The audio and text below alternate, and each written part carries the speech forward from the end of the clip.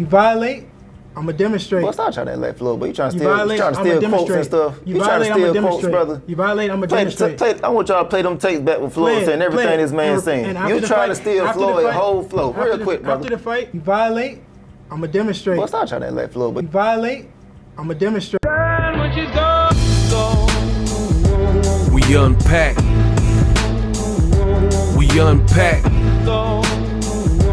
We unpack. Coming to you live, Boxing Ego unpack. Yeah. We unpack. We unpack. We unpack. Coming to you live. Okay. The wait is now over. Sorry I'm late, but never late is better. You know what they say, better late than never, but never late is better, or wherever that goes. Devin Haney, Brian Norman, the face-off. In this video, we are going to listen to everything that took place. Now, the face-off came out about 4 days ago as of me recording the video. A lot of you guys seen I made a video where Brian Norman he was dumping shots at Devin Haney for pretty much copycatting and biting Floyd Mayweather's style. A lot of you guys liked those videos and left good feedback.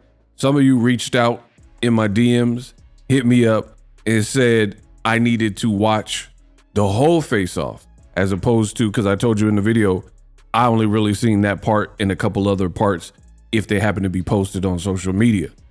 So now we're going to do a deep dive on the full face-off and I'll be able to react ahead of the fight. Brian Norman, Devin Haney, face-off, Boxing Ego, reaction. What up, fight world? It's your boy Ego and I'm back with some more boxing. Now, I told you I'm going to be pumping out a lot of great content, so make sure you guys subscribe. The better the fight, in my personal opinion, the harder I work. See how that works?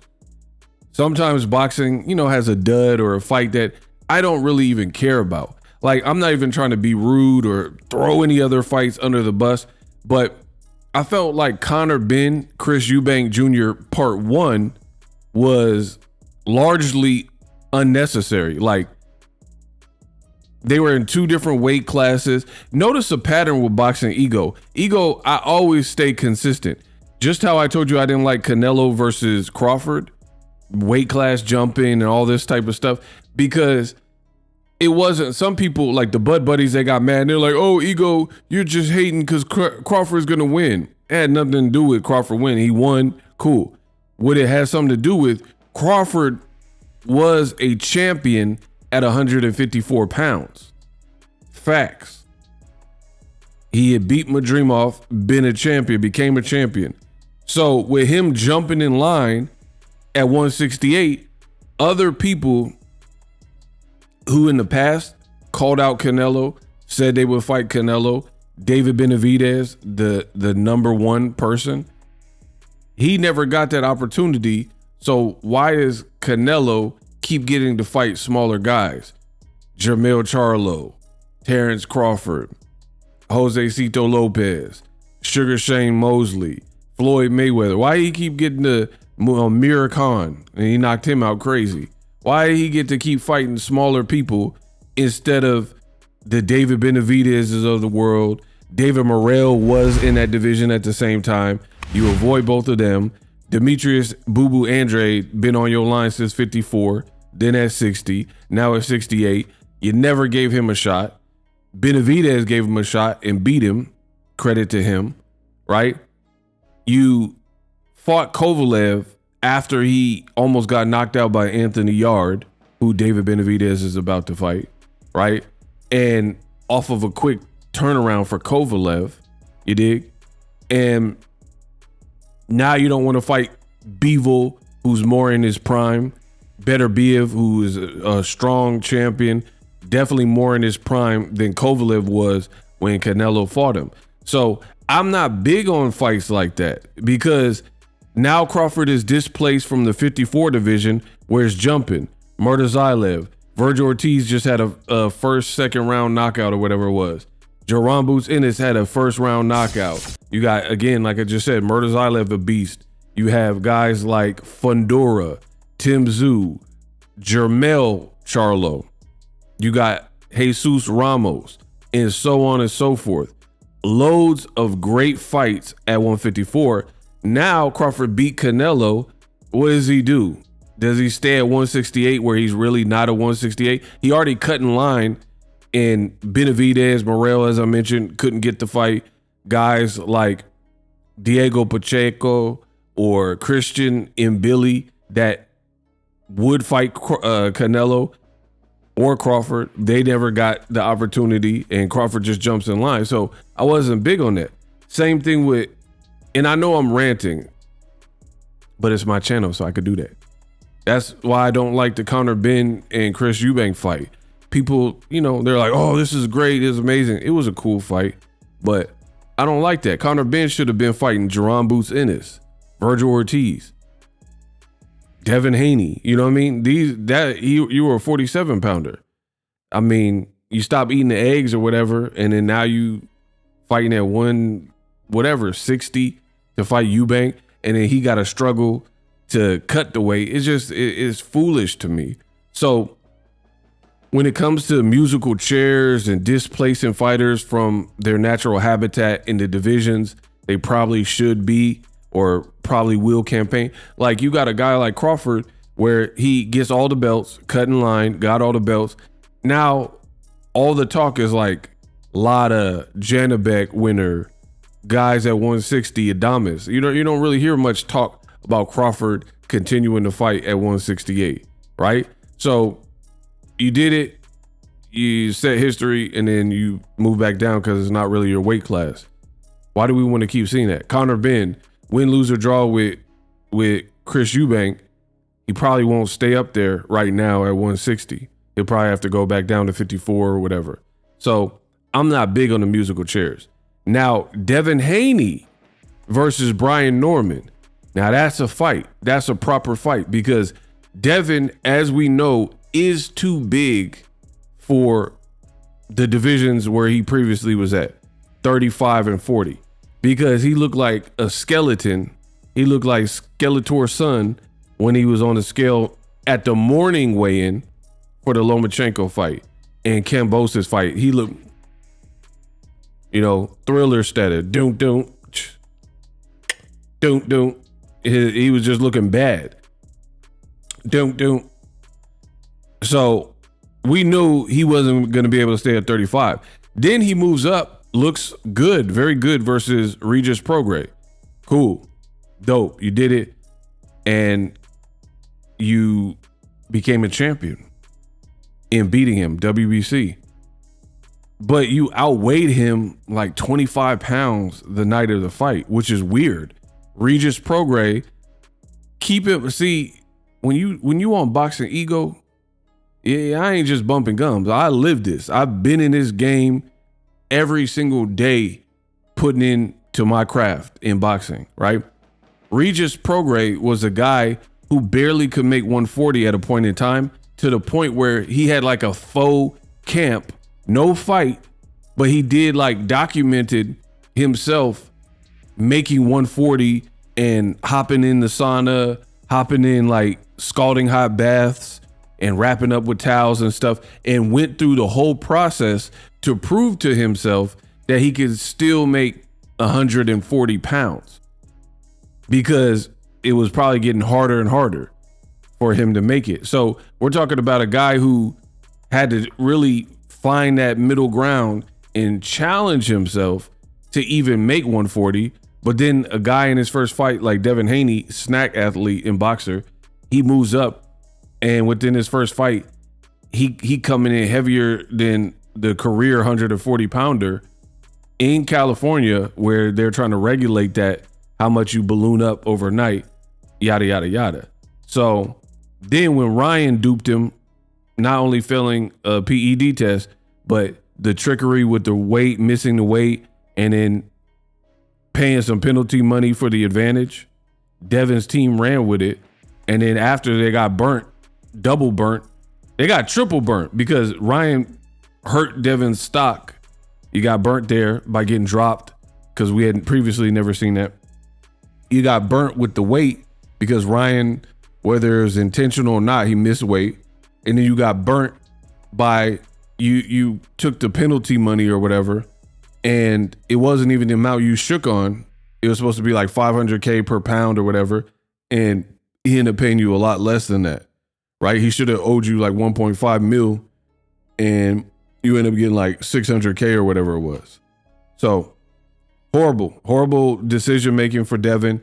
Then he fights Ramirez at 144 pound catch weight because he knew he was just outgrowing the division he had just got to, and he got duped by Ryan. So he probably was like, F that, I'm moving up to where it's going to be easy for me.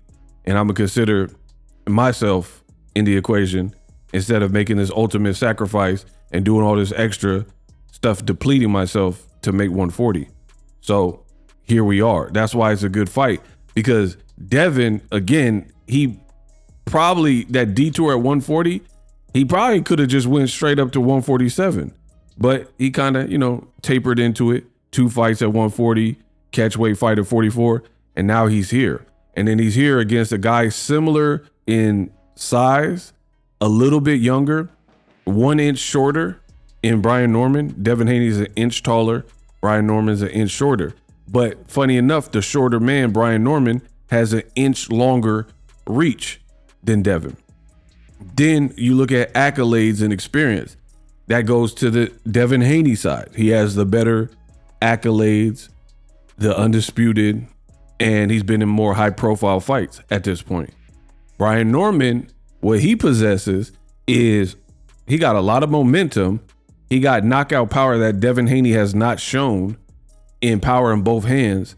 And he's just an aggressive, I won't be back down type of fighter. So this is a really, really good fight. I'm happy for it. We are going to right now, in the next 30 seconds, begin, and I'm just going to chime in as I see fit with the Devin Haney and Brian Norman face off. And y'all make sure y'all subscribe. Let's go. Devin, I'll start with you. There was a few opponents tossed around for you over the last few months. First it was Ryan Garcia, then it was Teofimo Lopez, and now here we are with you set to face Brian Norman. Why was this the right fight for you? No, I mean, he's the best guy right now at 147. He was the best guy that was willing to step up and fight me. So here we are. Brian. Off rip, I agree. Jerron Ennis moved up. Virgil Ortiz moved up. Errol Spence, inactive, but if he came back, he probably can't make 47, so he would move up. Crawford, we know he moved up and did what he did.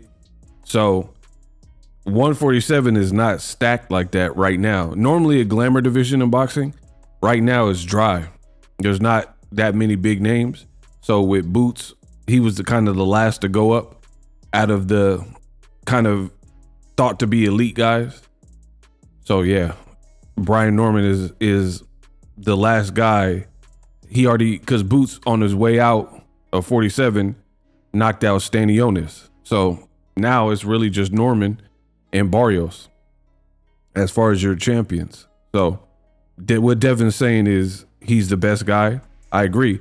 And you got to give props to Devin Haney for his first fight at the full 147. He is going after a champion, and he did that at 140 when he moved up and fought Regis Prograis. He was a 1-belt WBC champion, and then now he's moving up and fighting a WBO champion, 1-belt champion at 47. So you got to give props to that.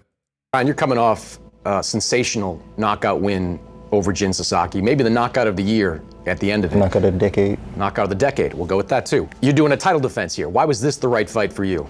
It's just who I am as a person. I love fighting the best, and like everybody say, he has the perfect style to beat me. I don't have feet. I don't have defense, necessarily speaking, jab defense, as they say. So he has the blueprint to beat me. So now I got to show y'all that I can do everything. Do you think you have the blueprint to beat him? Of course, yeah. I mean, I wouldn't have took the fight if I didn't think so. You know, he's shown against, you know, lower opposition that he's the best. You know, this is a whole different level, and that was kind of a backhanded compliment from Devin. We'll show him that, you know, these guys that he's fought, I don't know them. I genuinely don't know none of the guys. I guess Jinsaki or he said Jinsaki. I'm sorry, that was kind of funny. He said Jinsaki. It sounded like some liquor, so Jinsaki. That's funny. That's funny. Genuinely don't know none of the guys. I guess Jinsaki, or I guess that's the last guy. But before that, I didn't know who he was. So it's just, I'm gonna show him that it's levels. And how. Now, I'm not finna vouch and act like Brian Norman got crazy depth in his resume right now, but you gotta be real. You're only beholden to what is available in your current time, in your current generation. Meaning, they tried negotiations, I guess, with Jerome Boots Ennis. It didn't happen, and that was the big fight. He don't really, it's kind of like I keep saying, 147 is weak right now. It is a weak division. We're waiting for someone to breathe new life into the division. So Jin Sasaki, he was a ranked guy. Santillan was a ranked guy. You know, you can't, to be honest, I mean, I'm just being real. There's not many. Stanionis already fought, like I said, Boots. So he was knocked out the way. So there's not really much more than that. The only other person is Mario Barrios, but he was busy fighting Pacquiao. So I believe, I'm going to, I believe in God.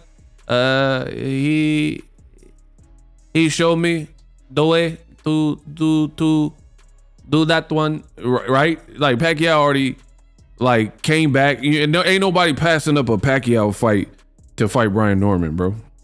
So, I mean, and then before that, who did Barrios fought on? Jake Paul, Mike Tyson card. So it's like, I don't know. Brian Norman, again, this is not making excuses. It's the reality. 147 is just dummy dry right now.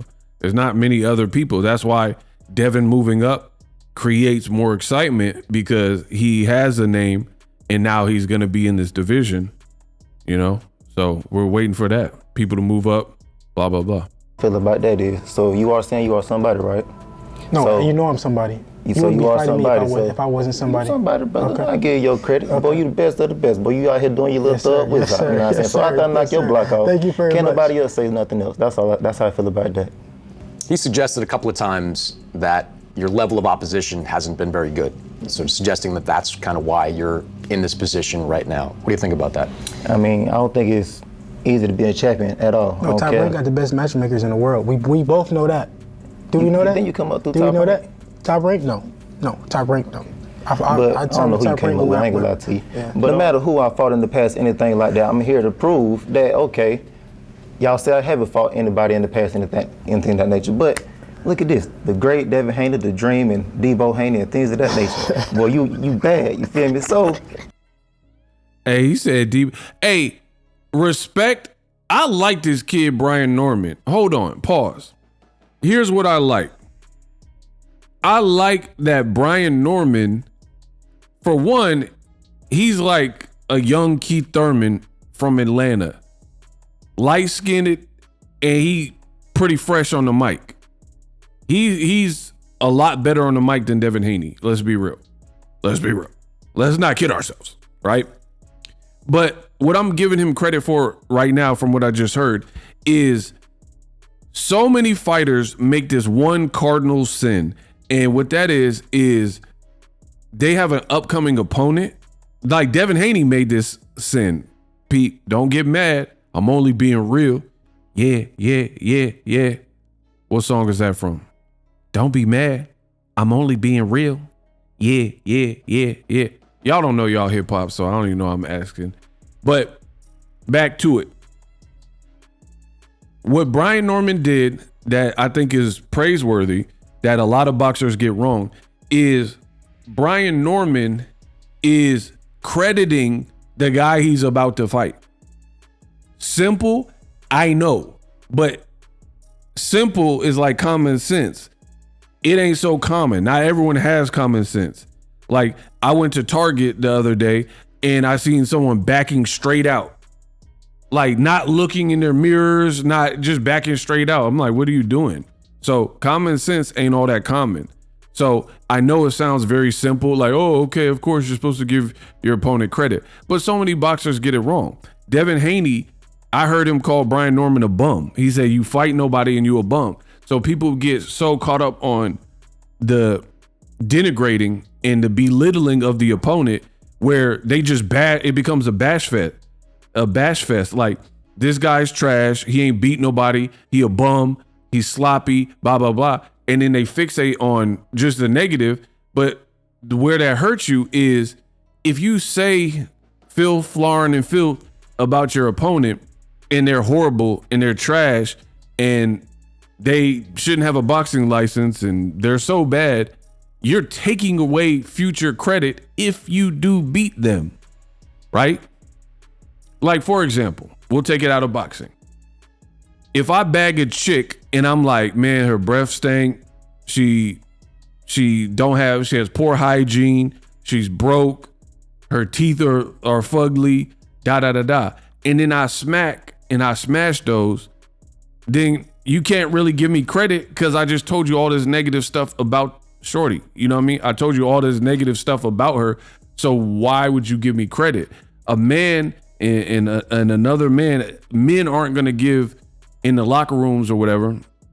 They're not going to give another man a bunch of props for pulling a chick that is undesirable. You will get a lot of props for pulling the chick that everybody wants. I should know because it's happened many times where be at the workplace or something back before I was a YouTuber, you know what I'm saying, when I had a traditional job, right? Well, what happened is that one girl that everybody at the job, at the hut, at the job site wanted, and then your boy Ego, you know what I mean? I was the one that bagged. So I'm not, if anybody that worked with me ever, they could vouch for everything I'm saying. So it is what it is. I'm not lying. But the point I'm making is no one's going to give you credit if the chick is like a chicken head and not desirable. So guys like Devin Haney, they're like, this guy's a bum. And I'm going to show you he's a bum. Devin's like, Ryan Garcia is a C+ fighter. He sucked, never been a champion. And you do this long laundry list about how trash they are and how they ain't fought nobody. Then why are you even fighting them? Question number one. And then what kind of credit can boxing fans give you if you say Ryan is a C- fighter, C+ fighter, whatever you stole from Floyd, and you say Brian Norman ain't beat no one and he's a bum and he don't got no skill and all he got is power. Like, if you pour it on too thick, I'm good with trash talk. Trash talk to your heart's content. I'm just giving you my thing. Brian Norman is like, nah. He's like, you the man. You got that, brother. You did your thing. You did your thug thizzle, right? So I'm gonna give you props for what you've accomplished, but I'm just saying, give me my props when I beat you. To me, that's smooth, and a lot of fighters get that wrong because they get too in the mode of trash talk and let me tear this opponent down. And if you do that so much, then it almost becomes like, why are you fighting this guy if he sucked that bad? And what credit are we supposed to give you if you just beat a known bum in a punching bag or whatever insults you hurl at the opponent? After I beat this one, what can y'all say then? Who y'all gonna throw at me next? Because I'm finna walk through this one. You don't believe that? I don't believe that? Well, I'm gonna show you that. You don't believe I'm that? gonna show you that. You don't believe He said he finna walk through him, and Devin said you don't believe that. You probably watched some of his fights, or at least highlights of his fights. When you see how he fights, what do you think of his style? I think that he can punch. I do think that. I'm not blind, not oblivious to it. I think that he can punch. But that's it. I haven't seen nothing else. You've faced some power punchers, Ryan Garcia, certainly. Vasily Lomachenko, 135, could crack. Do you think you've ever faced someone with this kind of power? Bro, what's up with the zone, bro? The man said you face punchers and then name Ryan Garcia. I give you that. Ryan, yes, Ryan got that. Ryan got that. He got that thump. Ryan got some thump. But then he said Lomachenko. Bro, get out of here. Lomachenko at 35, where Devin Haney was a lot bigger. What are y'all talking about, bro? Like, in boxing, everything, there's like severities, like speed. You got Meldrick Taylor and Gary Russell Jr. type speeds. Then you got like, Zab Judah, Floyd Mayweather, Gervonta Davis speed. Then you got somebody like Joe Joyce, wow slow, like somebody just super slow. And then up there, you got Mike Tyson for heavyweight fast, right? Chin, you got top Marvin Hagler chin, Amir Khan chin. Everything in boxing has like severities, right? You could be at the top of it, you could be at the bottom, you could be somewhere in the middle, right? Somewhere in the middle. If, in my opinion, of course, you're on my channel, the realest, the best in the business, and it's not even close. If we're talking about power, like, you would never hear me say what the DAZN host just said. Like, you fought some big punchers. Ryan, okay, I'll say that because I think Ryan is a formidable puncher that Devin fought. At 140, Ryan packs a punch. That's where they fought. And then Ryan missed weight. So I give you Ryan.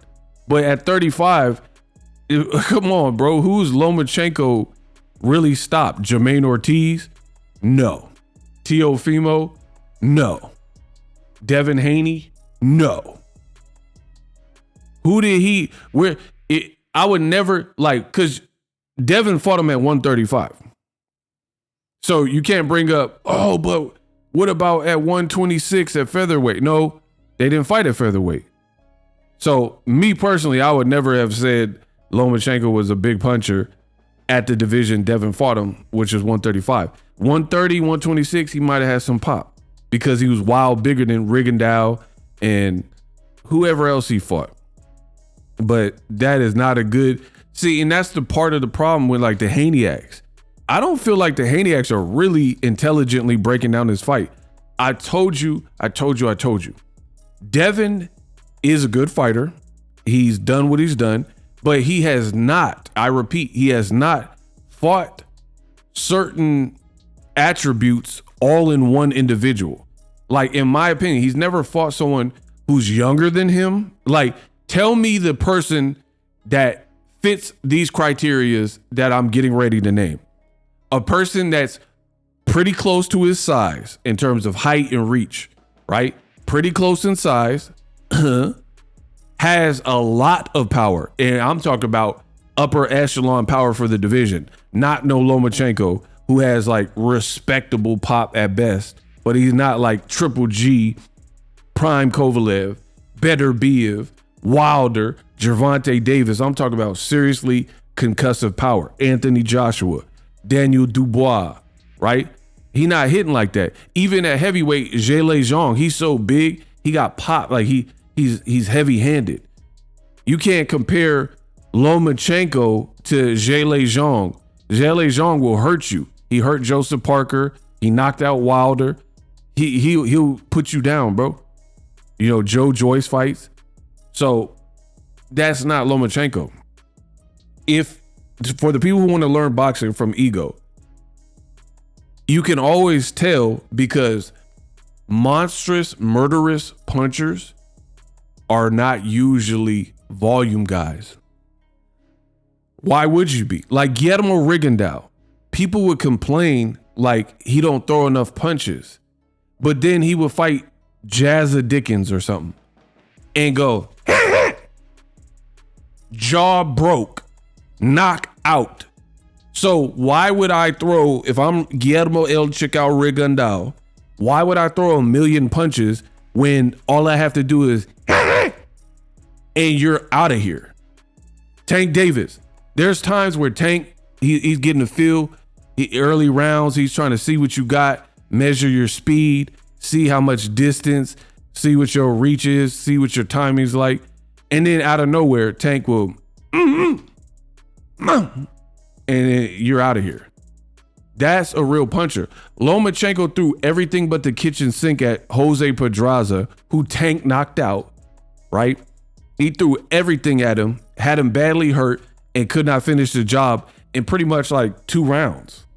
So yeah, I would have never said that. Let's keep going. I think everybody at the top got power. Come on, bro. Devin said everyone at the top got power. You ain't had a knockout since 2019, right? Everyone at the top don't got the same type of power. Come on, bro. That's someone who doesn't have power usually says that. I think you go in there and you let anybody hit you. My little brother, I stand right there and I just let him hit me. It's gonna hurt too. So of course he got power, but he's got power against. Bro, this man just said his little brother. If I sit there and let him hit, like, come on, bro. Come on, like, what is this? What we doing? Like, I feel like you have a better chance making that argument at heavyweight, because I feel like people say stuff because it sound good or whatever. At heavyweight, that make a bit more sense, because if we talking about 250-pound men, you're talking about like someone who's like 6'5", 250. Yeah, even if they're not Wilder style punchers, you still get hit by a big grown man. But come on, in the lighter weight classes, not everybody is a knockout puncher. Now, again, sometimes you'll see knockouts from people who aren't big punchers with the right strategy. Tim Bradley did it versus Brandon Rios because he kept dumping to them guts. Pause. He went to that breadbasket. Good. Him and Teddy Atlas, great strategy. So you can achieve knockouts. Amir Khan, he's another one that kind of comes to mind. Like, he can knock you out if, because he's overwhelming you with speed, like Zab Judah when he fought Zab. But it just sounds disingenuous to be like, anybody can hit you. Anyone's not doing what Brian Norman did to Santillan, Cuervis, and Jin Sasaki. Stop it. Against guys we've never seen. I do think that he can punch. Don't get me wrong. I do think that he has power, but he's showing it against guys we've never seen before. Bro, Devin's kind of talking in circles to me. He said throughout this face-off that he believes Brian Norman truly has power, but then he's also slighting him, and it's like a backhanded compliment, right? Like, man, you ugly as hell, but you got your shoes, your fits is fly. Like, it's a backhanded compliment, bro.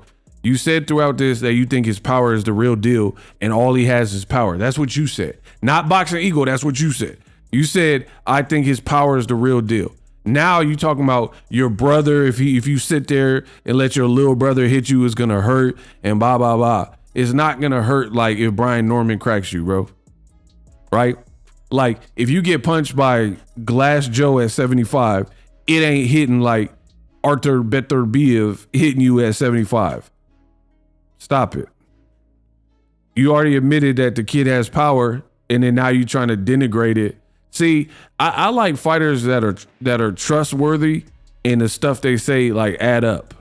You admitted he has power, but then instead of just letting it be that, you're but he's doing it against guys we never seen.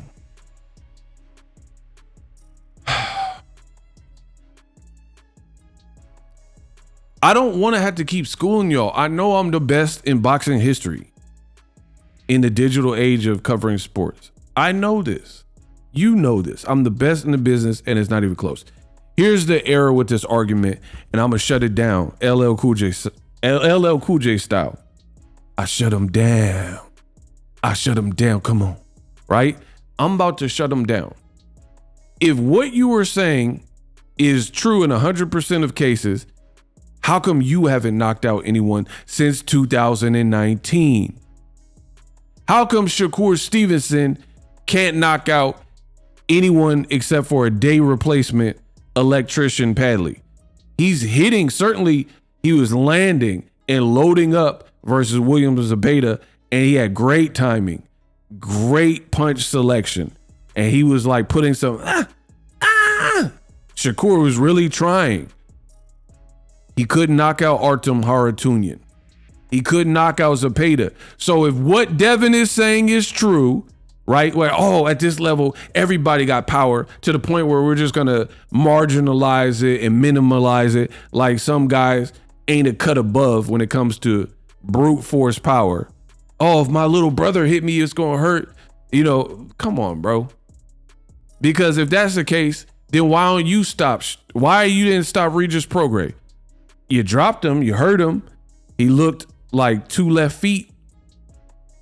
Why you ain't stop him? Why you ain't stop Lil Lomachenko? Right? Teofimo, there was a moment where he almost stopped Lomachenko, or he had him hurt. We'll just say that.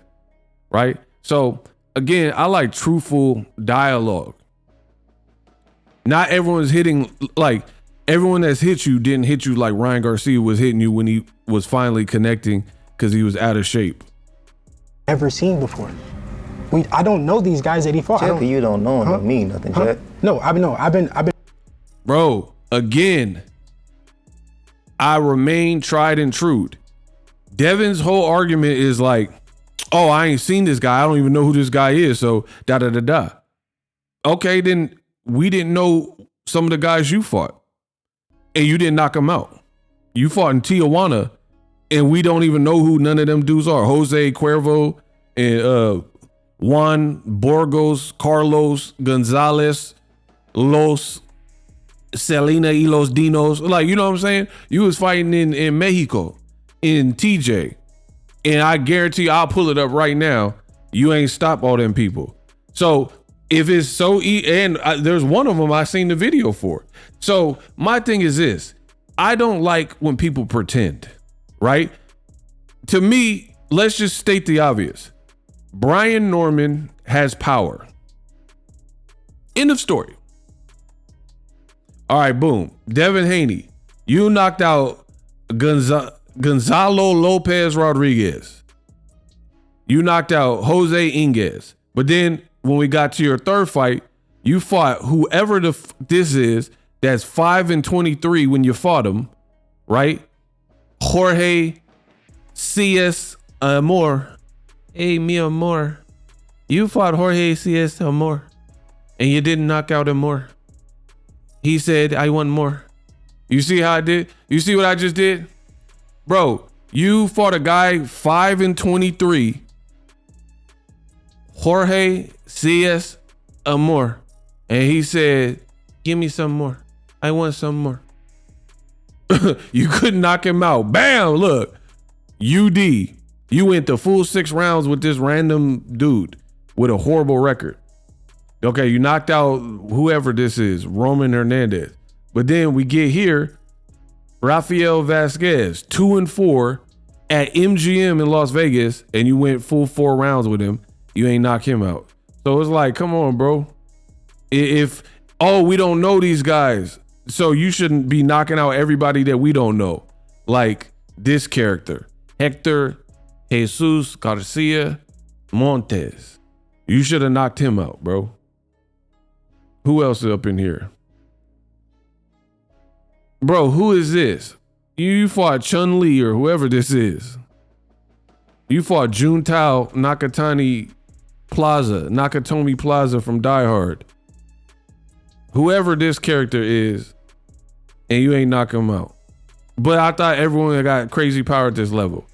Bro, hey, bro, you...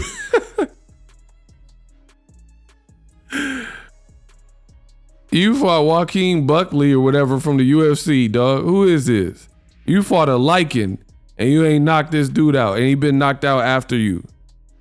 You fought Usain Bolt or whoever this character is right here. He look like the Black Green Goblin, and you fought him. You fought Tyler the Creator. Gremlins 2, the new batch. You ain't knocked cut out. Why you ain't knock him out if everybody got power at this level? Huh? Come on, I need answers, people. How come Devin did not knock out Joaquin Buckley over here? Huh? How come you ain't knock out Buckley when you fought him?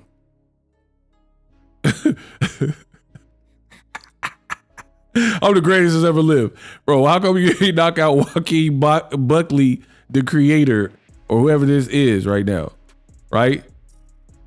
The Wasp. I've never even heard of this dude. Nomiva the Wasp. Why you ain't knocked the Wasp out? Why you ain't put that raid on the Wasp? You didn't beat Lamar Roach. You didn't beat the Wasp. So again, I'm not trying to hear that. Brian Norman has power. Like Maidana has power, right? He was in Argentina fighting a bunch of people that we didn't know. But the mark of true power is even when he got to Eric Morales, he had Eric Morales' eye crazy. He heard Amir Khan. He really got Floyd's attention. And we definitely know he hurt Adrian Broner. Some guys just have power. So for me, it almost comes across as like jealous hearted when you can't just flat out admit. Like for me, if somebody beats me in a category, they got me. Like I can't sing, right? I can rap, but I can't sing. So Chris Brown, I'm not going to be like, yeah, he can sing, but it ain't good as Tevin Campbell. I'm not going to do that. I'm just going to be like, Chris Brown can sing, right? Period.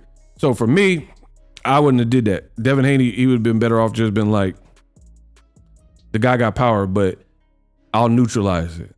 Instead of like trying to make it sound like he got power, but it's only because he fought nobodies. Because you have some nobodies on your record from Tijuana and other places, the Wasp or whatever, and you ain't knocked them out. So why you ain't knock them out if it's so easy and that everyone has power at this level? Boop.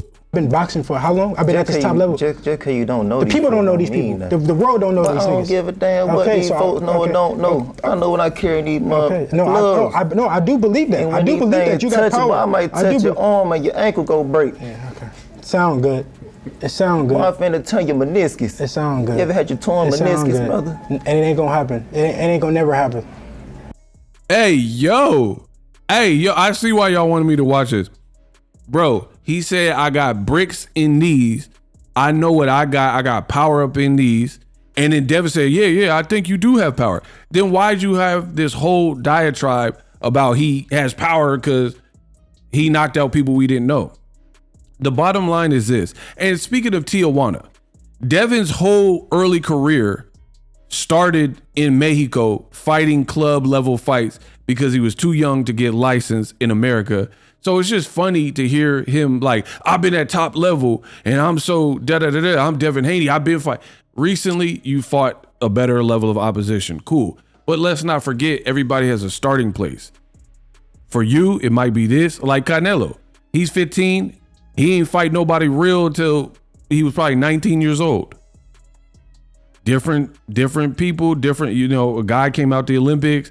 A guy had to earn it the hard way and got dropped by promoters or started with small promoters. It's boxing. You know what I mean? So Devin, it's just funny to kind of hear him on a high horse. Like, this guy's fighting a bunch of people we don't know and blah, blah, blah. And he fought bums. Bro, this is the same guy who padded his record pretty much by taking all these fights to get ready for the pro game by fighting in Mexico to get the experience. And again, I'm not mad at that journey because Julio Cesar Chavez, he had to fight 90 times or whatever. And then he started fighting the better names like the Pernells and Roger Mayweather. Different experiences, you know what I mean? But I'm just saying it's a bit hypocritical. You started in Mexico in club fights, for real, against nobodies. But then you be quick to call your opponent like Brian Norman, oh, you fighting a bunch of nobodies. I mean, I guess. Sound good. It sound good. I don't give a damn. Bro, he said, I'm going to hit you so hard, you break your ankles. He said, I'm about to tear your meniscus. It's crazy. That was a crazy line. Man, what these folks know or don't know. I know when I carry these gloves. I do believe that. I do believe that you got power. I might touch your arm and your ankle go break. Yeah, okay. Sound good. It sound good. Bro, he said, I touch your arm, your ankle might break. What? That was kind of funny.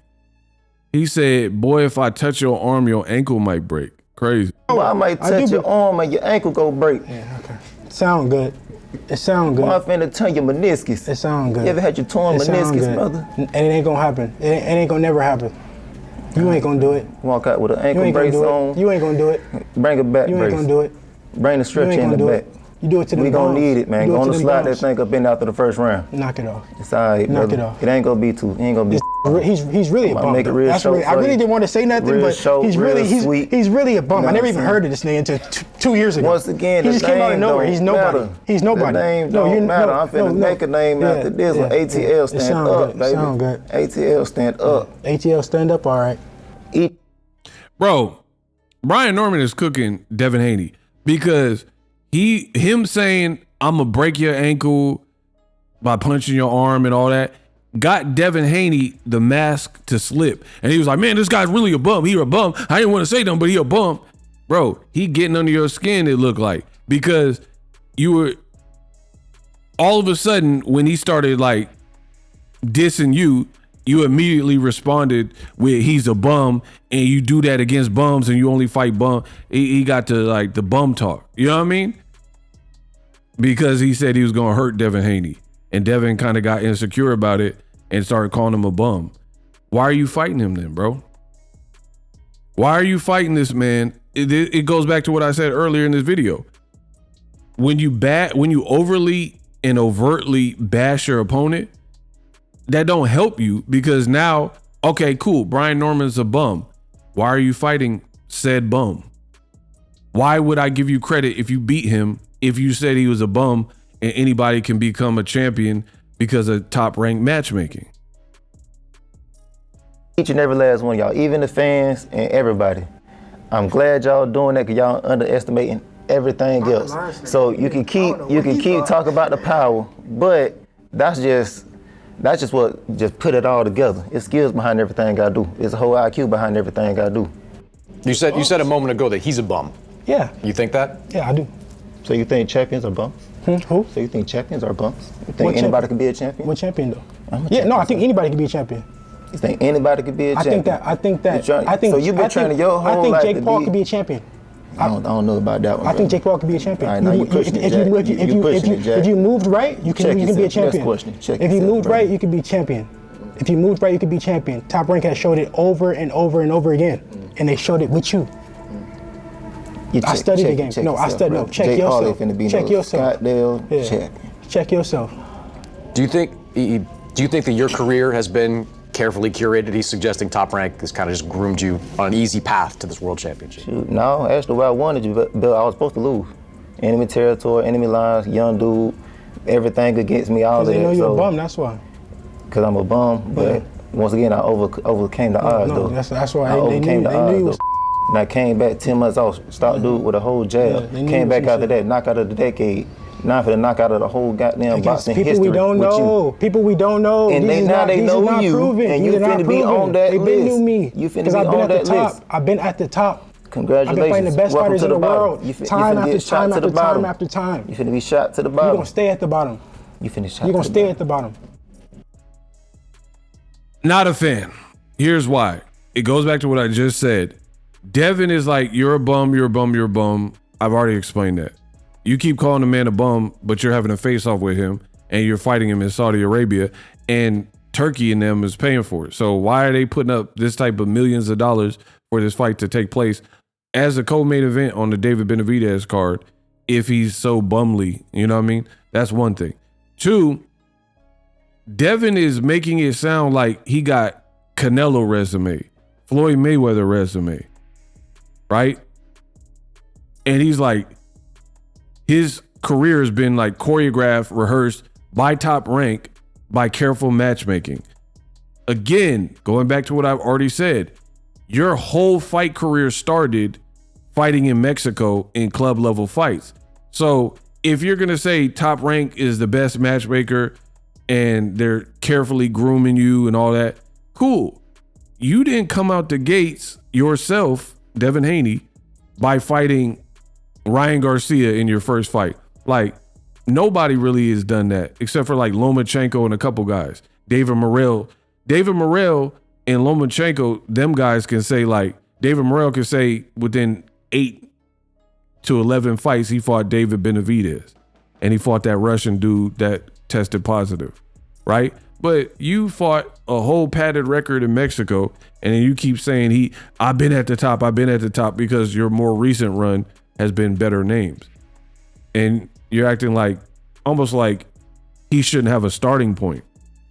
The bottom line is most fighters go through some level of like developmental phase or a developmental like strategic plan. Now, I agree Top Rank does it.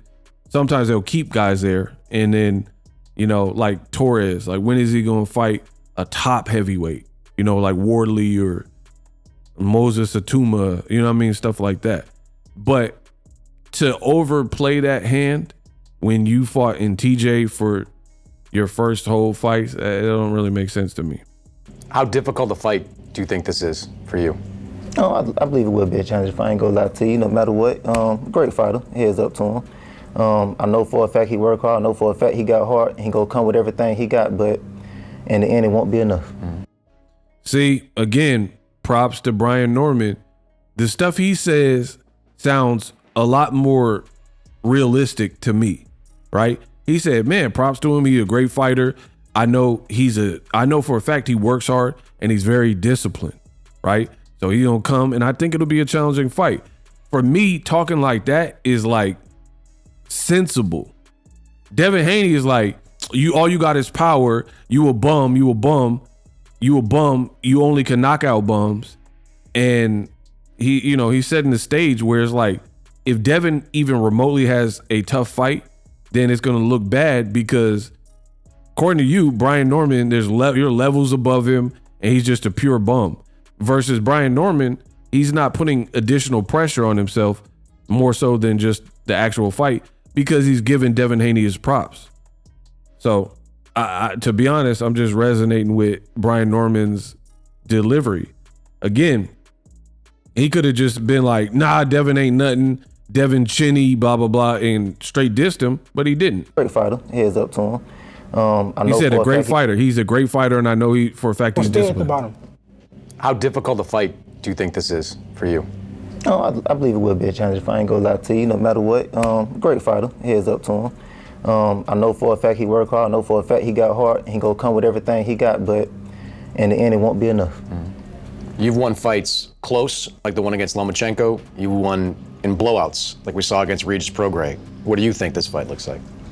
We got to see. I think that he has things that he does good, and I'm going in there to handicap him of it. And that's as simple as that. Do you think he's going to have to chase you down? I mean, we have seen you fight different ways. You've moved, you've stood in the pocket like you did against Prograis more, Lomachenko. Do you think you're going to move? He sure ain't finna sit in no pocket with me. I'll tell you that right now. Boy, you know good and well you ain't finna sit in no pocket with me. Hey, Listen, you violate, I'm gonna have to demonstrate. Hey, sit in that pocket with me. Sit in the pocket with me. Sit in the pocket with me, boy. I'll learn you something different. I ain't even talk about just the power, boy. That's that timing, boy. That's that speed. That's that IQ. I'm gonna catch you slipping on your pimping. What if I put you down? You can't. I can't. Boy, you ain't got nothing in them gloves. Remember this day. Remember this day. I'm gonna remember every last piece of every day. After the fight, Debo Haney gonna get hit with a brick. I'm about to be like, you know what's in these gloves, I told you. You know what's in these gloves. You violate, I'm gonna demonstrate. Boy, stop trying to let flow, but you trying to steal quotes and stuff. You trying to steal quotes, brother. You violate, I'm gonna demonstrate. I want y'all to play them tapes back with Floyd saying everything this man saying. You trying to steal Floyd whole flow, real quick, brother. After the fight, play this clip. Look, this my fight. My whole thing up here to change. Bro, Brian Norman cooking him. He said, you for sure ain't finna stay in the pocket with me. I know that. You better not stay in the pocket with me, right? We know you ain't doing that. Because Chris Mannix is asking, you fought different ways, more in pocket with Lomachenko or Regis Prograis, but then versus Ramirez, you did a lot of moving. People said run it. And, how you going to approach this fight? Brian Norman cut him off or like answer for Devin and say, he for sure ain't finna trade in the pocket with me. And then for me, again, I'm just saying my personal taste. Brian Norman is considered the bigger puncher. until otherwise proven, right? He has more knockouts, disastrous knockouts, where like he could alter Santillan's career type or Cuervo's career trajectory. Like I'm talking about trajectory changing power. Guys like Jin Sasaki, he might have to take a good long walk and think about his career or take a long while out of the sport, right? That we've seen. So for him to be like bodacious and like vocalize like you ain't finna sit in the pocket with me, it sounds more convincing than when Devin Haney's like, man, we go see. And then the way, notice Brian Norman is saying it like an assassin, like he a hitman. He like, man, you for sure ain't finna be in pocket with me. Yeah, I know you better not do that. You ain't gonna be in pocket. And then Devin is like kind of jokey, like, man, you violate, I don't know, you violate, I'm gonna demonstrate. I was just saying, like, bro. So for me, straight up, Brian Norman's cooking him because he truly sounds more believable when he's saying stuff. Like when he's saying, you for sure better not stay in the pocket with me, I kind of feel like that's, I would have to see Devin Haney stay in the pocket early in the fight before he's like gotten Norman's number and start trading with him. I'd have to see that because I don't think that is a smart game plan. And I don't think that would make the fight winnable. I think there's a path for Devin Haney's victory, but it's really through outboxing. And then, you know, at best, maybe you could break him down, but I don't know. Brian Norman seemed pretty durable to me, you know, from what we've seen. So for me, the confidence just seems more relaxed and coming from a place of, I really believe what I'm saying from Brian Norman as opposed to Devin. Like he's saying, oh, you better not stay in the pocket with me. And then Devin's like all jovial and man, I might be in the pocket. You violate, I'm gonna demonstrate. And then he went into his Floyd Mayweather bag, which Brian Norman called out. So for me, I don't think that's a good look. Brian Norman is being himself. And I already made a video, so I'm not gonna like over rehash. Go check out them other videos. I've already made the video about this section of the face-off, how Brian Norman called him out for biting Floyd Mayweather's style, right? Watch those 2 videos I did about that. But just to recap, in case you missed it for this video and you want to get through the rest of this video, is what Brian Norman is saying to me is more realistic. What Brian Norman is demeanor, he kind of got his arms crossed. He not like too high, too low. He's like kind of perfectly centered. So I feel like where I'm from, that is more of a dangerous man than the person who's like super loud and like, doing all this extra stuff. Because when you really got whatever you say you got, you don't really have to do a bunch of theatrics. Like if you really have power, you don't have to feign and flex the power, like flex your muscle. You don't really have to do that. Like you just know you got power. You know, you don't have to have a big like charades and big production and big preamble. And that's kind of what I'm getting. Silent killer type vibes. Like as a man, I respect what I'm hearing from Brian Norman because he's the younger fighter, but he's almost acting like the more mature fighter, right? Not almost, he is. He's the young, let me say it again. Brian Norman is a younger fighter, but to me, his dialogue is witty, it's refreshing, and to me, it's crisper. And it sounds more realistic. Like, I can imagine if you're the puncher, like Brian Norman, he's proven he's a puncher, right? So I can understand why he, whether it's right or wrong, but why he would go into this fight like, don't stand in the pocket and trade with me. Because he's that confident in his power. Devin Haney's like, man, what if I hurt you? What if I da-da-da? It just, and then you start stealing Floyd's lines. It sounds like fake belief. Or like you're trying to be Tank, or you're trying to be Floyd, or you're trying to be like Brian Norman, or you're trying to be intimidated or whatever. To me, that it just don't, because why would you start emulating Floyd when a dude said, don't stand in the pocket with me? Why would you start Floyd quotes right then? not really making sense.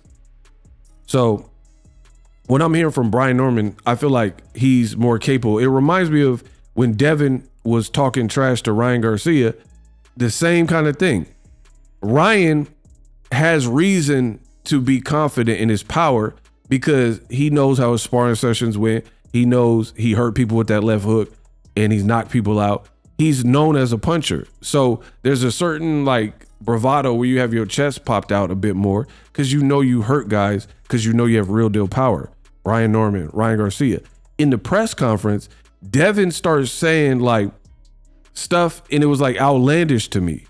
The guy hasn't had a knockout since 2019. Now he's going to be in a new division against a guy who has at least shown vicious power that he just said he believes in and believes is real. But then he tried to insinuate he only knocks out people because it's a bum. So you see what I'm saying? Devin is kind of like all over the place and it's seeming like almost like a character, an act. Because do you really believe this? Like, do you believe he had, like, put it this way, does he have power or doesn't he? Does he have real deal power or he has power only to knock out bums? And then you call him a bum. So why didn't Jin Sasaki knock him out if he's that much of a bum? You know what I mean? So to me, it just it's not clicking to me.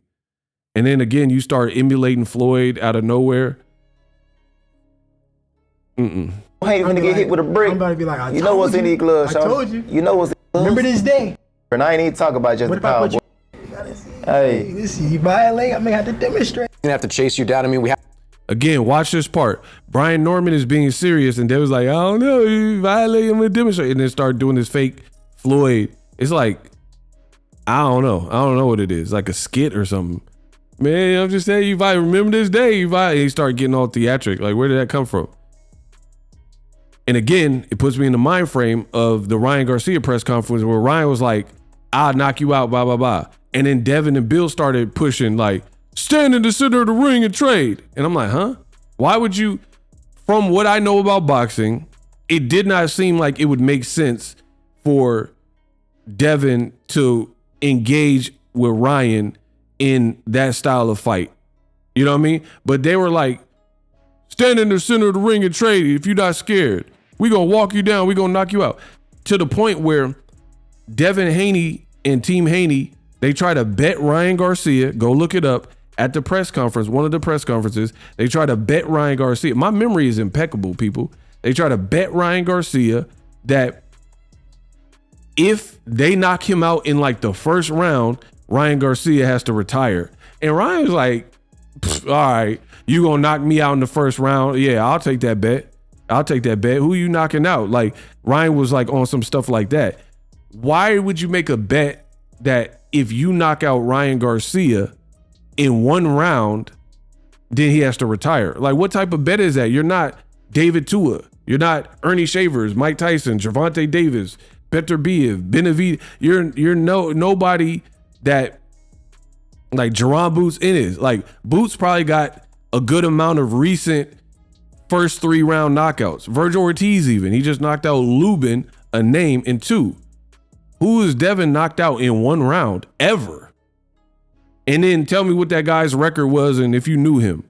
Because you keep saying Brian Norman's fighting bumps. So the point I'm making is Brian Norman sounds like he believes what he's saying versus Devin. I see why Bill Haney does the talking, because for Devin, it really sounds like almost like a character, and he's getting in the character. He started quoting Floyd Mayweather like, oh, remember this day? What if I knock you out? What if I put you down? I mean, I just don't see the insistence on talking like you're the bruiser when you haven't really proven to be the bruiser. Like, you didn't put Jose Ramirez down. So I get it. Maybe Ramirez fought a different style, but I feel like we are experiencing Gen Z fighters and they don't have a DNA. They don't have a sense of identity. And that's very problematic to me for a lot of these young fighters. Like, you have to, I'll give you guys an example of mine. I've always written like English, poetry, and then also raps from a young age, right? So I learned my craft, my penmanship. But to get on, I'm talking about decades ago or whatever, when I first rapped on the mic, you have to really start rapping. And I'm not talking about these new people who put out these like TikTok songs. I'm talking about I really rap lyrical and lyricism. I can stick to a subject, not like the music you're hearing right now, right? And the point I'm making is when you first start like rapping and getting in the studio recording, you have to first learn mic etiquette. How do I speak on the mic? That's why this was a natural progression for me. I was already on the mic in a different form before I ever did boxing. That's why right now I've been speaking with no edits, no mistakes, over an hour, talking pure boxing, not making any mistakes, not stammering, not pausing and then unpausing and doing a bunch of cuts, looking at cue cards, no script. And I'm able, because I'm the best in the business, and it's not even close, but that's because I had a starting point many, many years ago where I got familiar. But anyway, let's advance this story. When I first started rapping, it's different when you have words on a paper versus now those words on the paper, I got to spit it on the mic. So you on the paper, it looked good. But then when it came to rapping it to a beat, maybe I had too many words in the sentence. Sometimes you don't like how your voice sounds. You're like, man, I sound kind of weird on this track. Da da da da. You have to work on your breathing, right? And then over time, you become proficient and you got breath control. You're comfortable with how you sound on the mic. You're comfortable with your enunciation, because some people rap and they don't enunciate the words. So it's just like, oh, they can't even like formulate and stay on beat, blah, blah, blah. But the reason I'm bringing up a personal experience like rap is it was a process for me to be me. Like when I first started rapping on the mic, I would like try to spit it like Bone Thugs and Harmony. Like I was spitting my verses like that, or other people that I liked. And then, you know, over time you become comfortable with your, like, how do I want to deliver it? Who am I as an artist? Because imagine if I know I could spit and I was saying cool stuff, but I sound like I'm trying to be like Bone Thugs and Harmony, or I sound like I'm trying to be like Tupac, or da da da da, and I sound like a carbon copy. Then I don't have my own identity. Like, oh, you that was dope, but that sounds like you trying to be like Jadakiss. You know what I mean? So you have to discover who you are. Now, the reason I told you this whole process is because it is a process and you have to discover who you are. A lot of these fighters do not have identities. This Gen Z fighters, 30 and under, they don't know who they want to be. They came up liking Floyd or whoever, Roy Jones, and a lot of them are Floyd, right? Because why not? He was the biggest person. And when it comes to that, you don't really know who you are. Like you don't have a DNA. It's like an identity crisis. Devin Haney's like single white female. Remember that movie? Where it's like you're literally biting. It's cool to be inspired by Floyd and like pick his brain if you talk to him and blah, blah, blah. But Devin is literally ripping quotes and almost like getting into a character where Mayweather, the stuff he was saying, he really believed it. And from listening to this face-off, I believe, whether it happens or not, I believe that Brian Norman believes much of what he's saying because he's talking reasonable. He's like, nah, all credit to you, brother. Devin Haney, he's a good fighter. He works hard. I know for a fact he's going to try his best, blah, blah. He's not saying anything unrealistic. Devin, the older fighter between the two, he a bum. All he fights is bums. Bum this. You violate him and demonstrate. So it's like almost like a character. Like you're trying to be how Floyd was in the face-off, but Floyd really believed what he's saying. You're like, all he has is power. He a bum. He a bum to me. There's levels to this. He a C+ fighter. I'm an A+ fighter. It seems like you are not being authentic to yourself. Identity crisis. That's the only way for me to say it. Versus Brian Norman, he seems like he's truly, whether it happens or not, because, you know, we could shoot for the stars and hopefully land in the moon or whatever, right? Whether it happens or not, he seems like he's being authentic to himself. And at best, he believes what he's saying. I've seen you fight different ways. You've moved, you've stood in the pocket like you did against Prograis, Moore, Lomachenko. Do you think you're going to move? Sure ain't finna sit in no pocket with me. I'll tell you that right now. Boy, you know good and well you ain't finna sit in no pocket with me. Hey, Listen, you violate, I'm gonna have to demonstrate. Hey, sit in that pocket with me. Sit in the pocket with me. Sit in the pocket with me. Bro, like I love the energy from Brian Norman. Devin's like doing all these faces like, oh man, trying to be like Floyd. You violate him and demonstrate. I was just saying, remember this day, and making it like a joke. Brian Norman's like across from him, because I know y'all can't see it. Brian Norman's sitting from him. All right, sit in the pocket with me. Sit in the pocket with me. I sure learn you something. You gonna learn today. Sit in the pocket with me. While Devin's doing all the theatrics, Brian Norman's up big. He really pitching the shutout. Violate, I'm gonna have to demonstrate. Hey, sit in that pocket with me. Sit in the pocket with me. Sit in the pocket with me. Boy, I'll learn you something different. I ain't even talk about. That man said, I'll learn you something different. Like, it sounds like real confidence. Devin, he might have a problem on his hand. It sounds like real confidence. He like sitting up, because he's just daring him at this point. He's like, all right, you talking all this stuff in front of DAZN, sit in that pocket. We gonna see. That, to me, that's like when your parents or your mama or whatever, it'd be like, wait till we get home. You already knew what that meant. If your mom or your dad said, you acting up in the mall, back when we used to shop as families in the mall, right? And then your parents were like, wait till we get home. Or your school called a cell phone, said you was acting up. Wait till we get home. You knew what that meant. So Brian Norman got that the parental guidance type of energy. Sit in that pocket then. Yeah, you talking all this jibber jabber. Sit in that pocket. Sit in the pocket with me. Sit in the pocket with me. Boy, I'll learn you something different. I ain't even talking about just the power, boy. That's that timing, boy. That's that speed. That's that IQ. I'm gonna catch you slipping on your pimping. What if I put you down? You can't. I can't. Boy, you ain't got nothing in them gloves. Remember this day. Remember this day. I'm gonna remember every last piece of every day. The man said you don't got nothing in them gloves is crazy. After the fight, Devin Haney gonna get hit with a brick. I'm about to be like, you know what's in these gloves, I told you. You know what's in these gloves.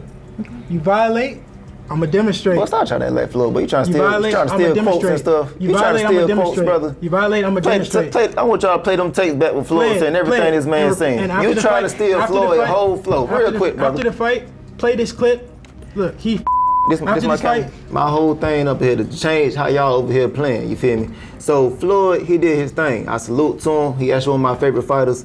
That was his game plan, that was his blueprint. You can't sit here and try to take everything that man did and just run it. That worked for him. Run your own play, brother. You know what I'm saying? So I'm finna sit here and do my thing. Get off my dick. Sit here Devin said, get off my dick.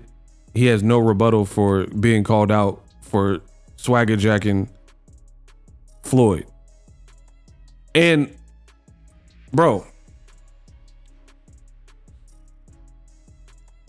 I know some of y'all gonna be like, oh, you crazy. Oh, you hating. Right? I just come up with the craziest find as I'm watching this right now. So Devin, he has absolutely no response on earth for being called out for trying to steal Floyd's quotes. So we know for a fact that is true, right? Because if you weren't copying, then you would just say that. You know what I'm saying? Like you tripping, da da da da. Right?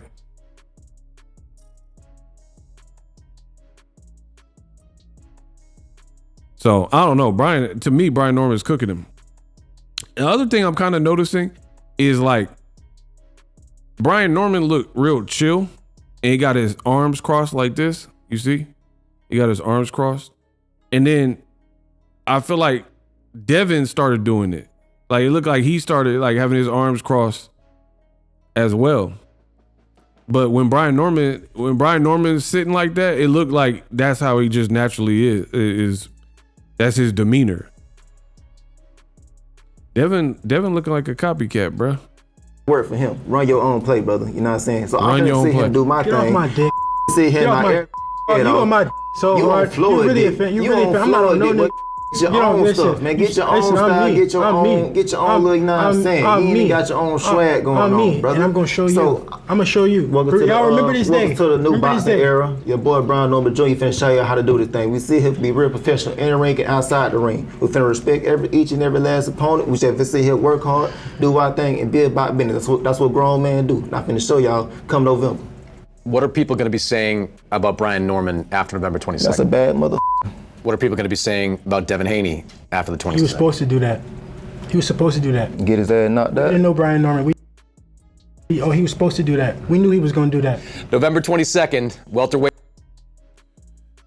Man, in conclusion, Brian Norman cooked him. Straight like that, no other way. Brian Norman had the better demeanor. I felt what Brian Norman said, he seemed like he really believes he's capable of it, versus the way Devin was going about it, it just seemed too comic booky. Like it was like too theatrical. Like, man, I'm gonna do it. Like if there's like Hasbulla and Kobe Bryant, just random example out the sun, right? And Kobe's like, I'm gonna dunk on this kid. I'm gonna dunk on him. Talking about Hasbulla or whatever, right? And then Hasbulla's like, I'm gonna dunk on you. I'm gonna dunk. It sounds a lot more believable coming from Kobe Bryant that he's gonna do this vicious dunk than Hasbulla. Let's just be real. So that's kind of what I gathered. Brian Norman seemed like he conducted himself well. He's like, I'm gonna respect all my opponent. I'm gonna do this. There was like it was like a subtle, sinister demeanor in how Brian Norman was conducting himself, I would say, right? Where he just like kind of silent assassin. He was saying some funny things, and it really seemed like it got under Devin Haney's skin at a time. He's like, man, I'm gonna punch your arm and your ankle might break. Was crazy, right? And your ankle might break. You gonna tear your meniscus. You ain't finna sit in the pocket with me. I'm gonna tell you that right now. Like he cleared Devin Haney like by a lot. Now I will say it was a good one. This was like probably one of the best face-offs we've seen in a minute. But it was really because of Brian Norman for me, right? Because he was entertaining me with what he was saying. Devin Haney, he didn't really have nothing from Brian Norman. So he said, what are you going to say the night of the fight? What are people going to say? He's going to say, that's a bad muff. Brian Norman cooked him. He said, boy, you ain't got nothing in them gloves. Devin said, what if I put you down? See, for me, it really sounds like Devin is a character almost. Like he's like portraying something. It doesn't seem authentic to me. I'm just being real, bro.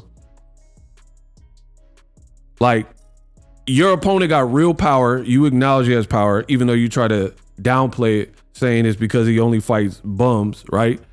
But he has power. So I would expect the power puncher, the known power puncher, to talk like a power puncher. But then what's happening, as I said earlier, a lot of these Gen Z guys like Shakur pre-fight talk more about knockouts than Gervonta Davis talk about knockouts. Look it up. Gervonta will be fighting Ryan Garcia. Maybe it gets steamy and he says like, I'm gonna knock him out. But he fight like a Hector Luis Garcia. He not overly playing the knockout card. He'll just be like, we'll see. Like it's like more chill. But then Shakur, who don't really knock out top level guys, Zepeda, Artem Hartunian or whatever, he's not really knocking out them level guys, right? And then Shakur will be like, man, I'm gonna knock out Artem Hartunian, man. Wow, the whole Artem Hartunian fight, he was talking about a knockout in the fight. Post-fight, Andre Ward, Terrence Crawford, They were all in the back, and they were telling him what he could do. He was like talking over him. Man, I tried to knock him out, but he didn't want to fight and blah, blah, blah. Real punchers don't have to do all that. It's like Brian Norman has his own personality, right? And his own swag and his demeanor, like how he randomly called out the biting Floyd Mayweather part. Devin, it just seems like Malibu's Most Wanted, like you're reading the script, like you're trying to be, I don't know. It's just like it's like you rehearsed it or something. Man, I'm just saying, you violate him and demonstrate, knowing you stealing from Floyd Mayweather.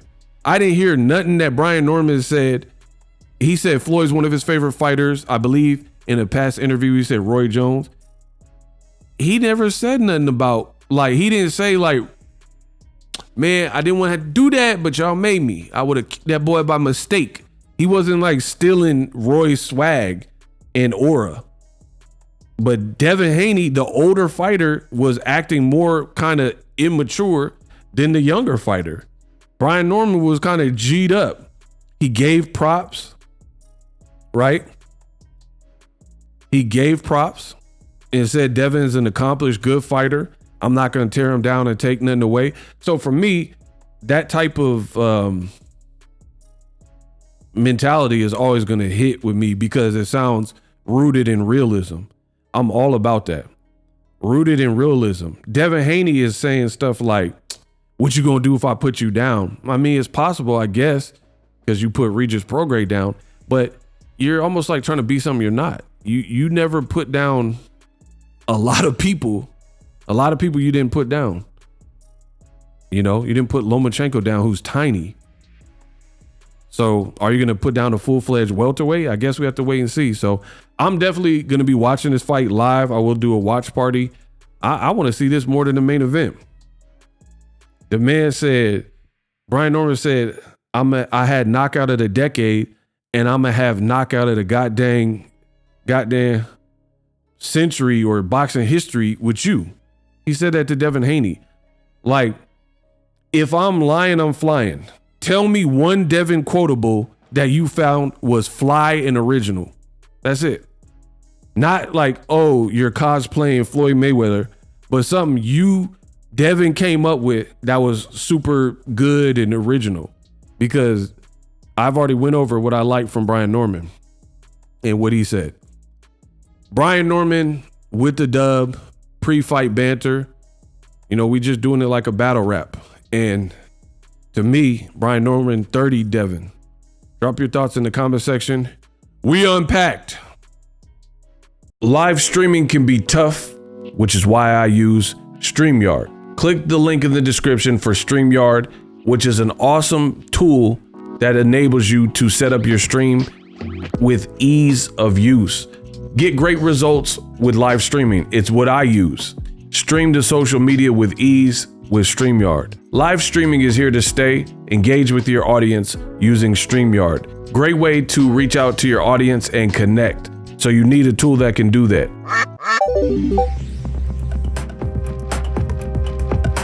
If you're new to YouTube and you're struggling to get views, one tool I can provide to you is TubeBuddy. I've been on YouTube over 10 years. I use TubeBuddy daily to crank out videos just like this one that you're watching. Learn how the pros do it with TubeBuddy. YouTube receives a lot of traffic, which also means a lot of creators, a lot of people putting out content. So you need to learn the ropes so you know how to separate yourself, especially if you're new, but even if you're a pro, use TubeBuddy. The link is in the description. Get more views, more subscribers, and a higher click-through rate. So ultimately,